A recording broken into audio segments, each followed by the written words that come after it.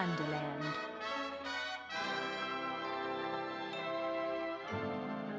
One lovely afternoon, Alice sat dreamily in a tree with her kitten, Dinah, listening to her sister read from a history book. "Alice, you must learn your lessons," her sister scolded.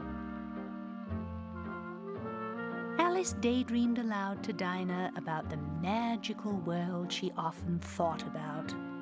It was a world of her own, where anything was possible. Suddenly, Alice saw a white rabbit hurry by, looking at a large pocket watch. "Oh dear," the rabbit said to himself. I'm late! Alice thought this was very curious indeed. She followed the rabbit and watched as he popped into a hole beneath a big tree. Without thinking, Alice followed the white rabbit. Dinah watched as Alice disappeared into the rabbit hole. Suddenly, Alice was falling.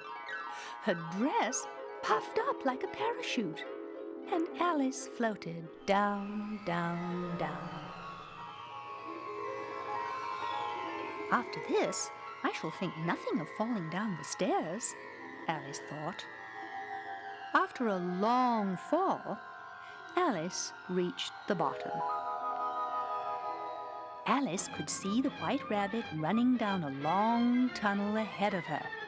"Oh, Mr. Rabbit, wait, please!" Alice called. When she turned the corner, Alice discovered a tiny door. "Curiouser and curiouser," Alice said. When she tried to open the doorknob spoke. "You're much too big," the doorknob said. "Try the bottle on the table." Alice drank carefully from a little bottle marked "Drink Me." Suddenly, Alice became so small that the bottle was huge. Then Alice ate a cake marked "Eat Me," and she instantly grew to be a giant. Alice cried and cried. Soon there was a large pool of tears at her feet. She drank what was left in the little bottle, hoping to return to normal size. She did shrink, but became so small that she fell inside the bottle. Floating on the ocean of her tears, she was swept through the keyhole. On the other side of the door, Alice saw a dodo bird who was heading for the shore. "Ahoy!" the dodo cried. "Land ho!" "Mr. Dodo," Alice called, "please help me." The dodo led a silly race that was supposed to dry everyone off. But since everyone except the dodo was in the water, it didn't work well at all. Alice walked into a forest glade, saying, "I wonder where that white rabbit is." Suddenly, two round, silly little men bounced toward the startled Alice. They looked exactly alike. "We are Tweedledee and Tweedledum," they said, "and there isn't any white rabbit here." Then Tweedledee and Tweedledum began reciting a very silly poem to Alice, "The Walrus and the Carpenter." The sun was shining on the sea, shining with all his might. He did his very best to make the billows smooth and bright. And this was odd, because it was the middle of the night. "Oh, oysters, come and walk with us," the walrus did beseech. "A pleasant walk, a pleasant talk along the briny beach. We cannot do with more than 4 to give a hand to each."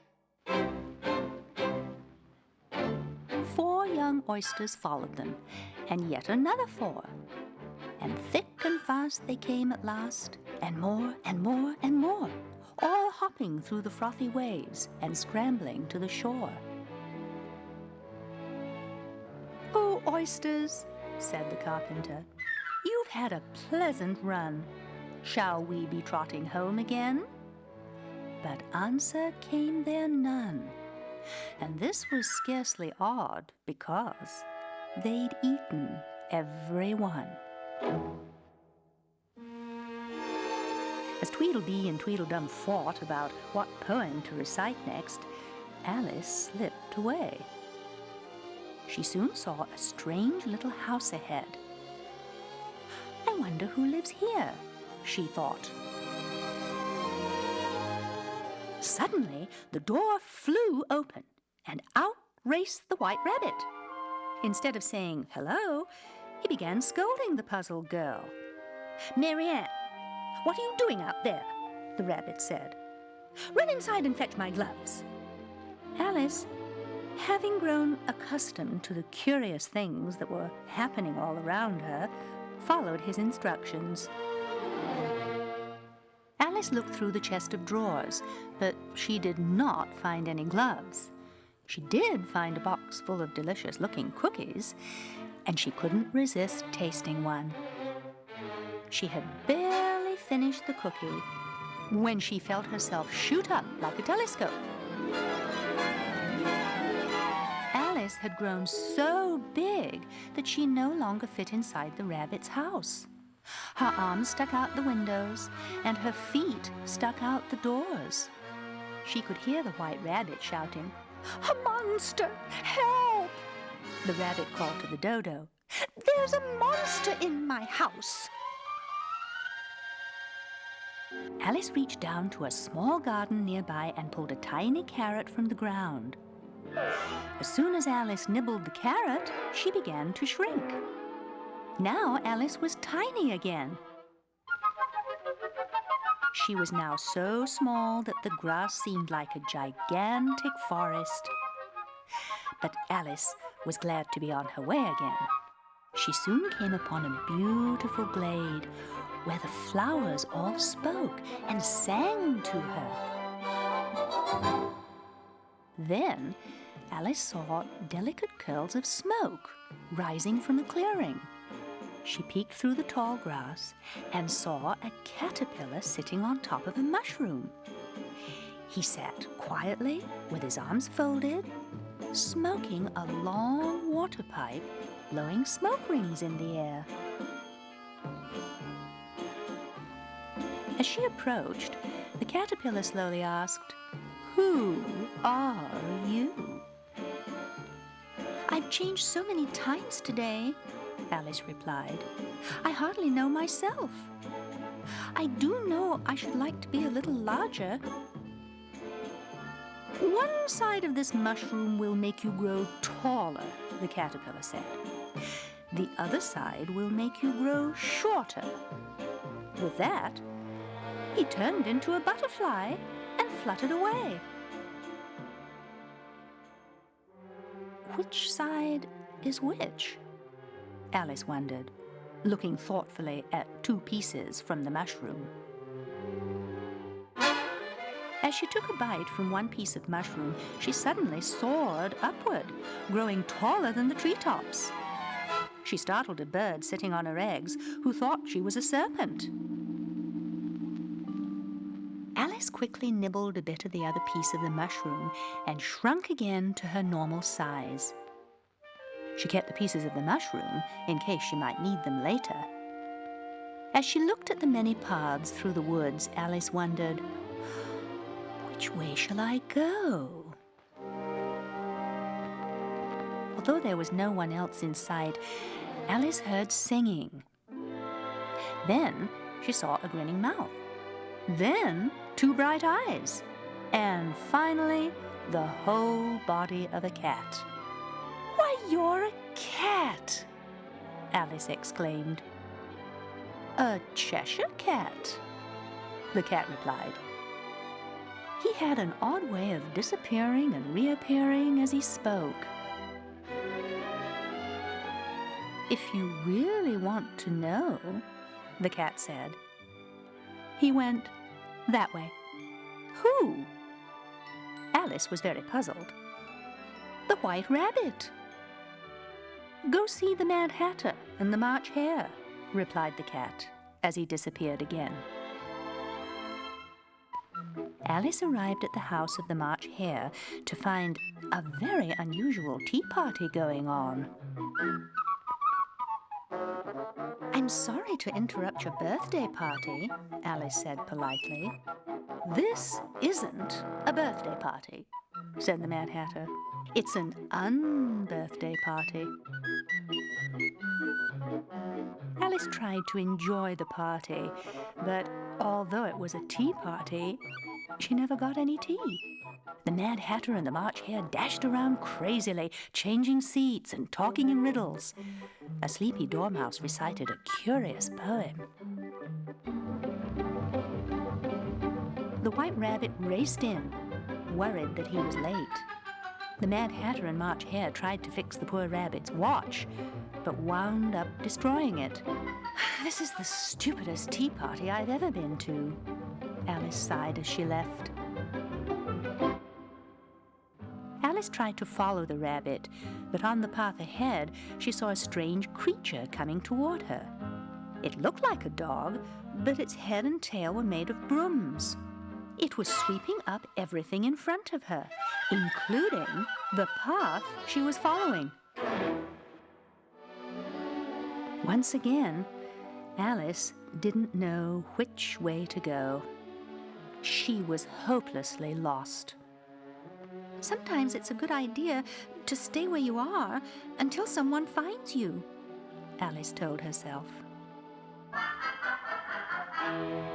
Suddenly, the Cheshire Cat appeared again and revealed a secret door through a tree.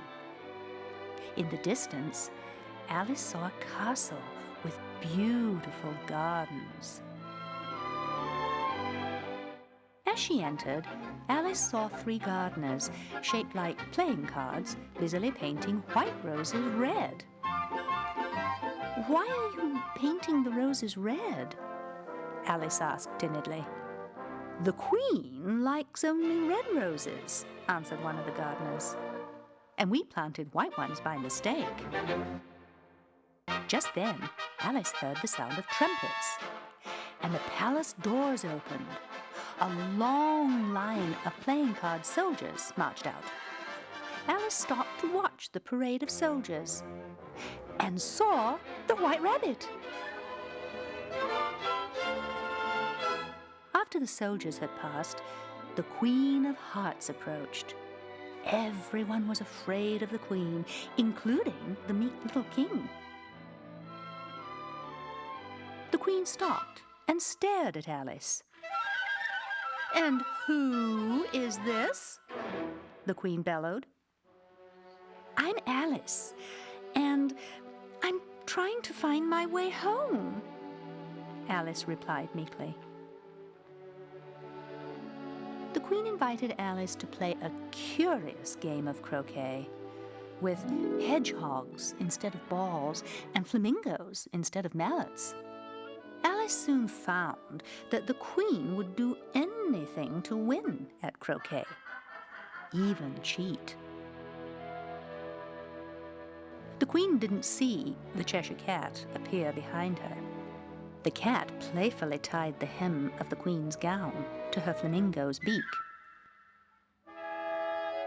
Just as the Queen was about to win the game, she raised her arms while the flamingo held the hem of her gown. The Queen toppled over, and all that could be seen of Her Majesty was her legs wiggling in the air. The sight was so silly. Everyone laughed. When the Queen got back on her feet, she was furious and as red as a lobster. She blamed Alice for her fall, since the Cheshire Cat had, of course, disappeared. "Off with her head!" the Queen bellowed at Alice. "She must be tried first," the little king meekly reminded the angry Queen. The guards marched Alice to the courtroom, where she found the Queen was the judge. "Off with her head!" the Queen once again bellowed. Alice reached into her apron pocket and found a piece of the mushroom that she had saved. Biting into it, Alice began to grow and grow and grow. Everyone in the courtroom panicked. "All persons over a mile high must leave the courtroom," the Queen shouted.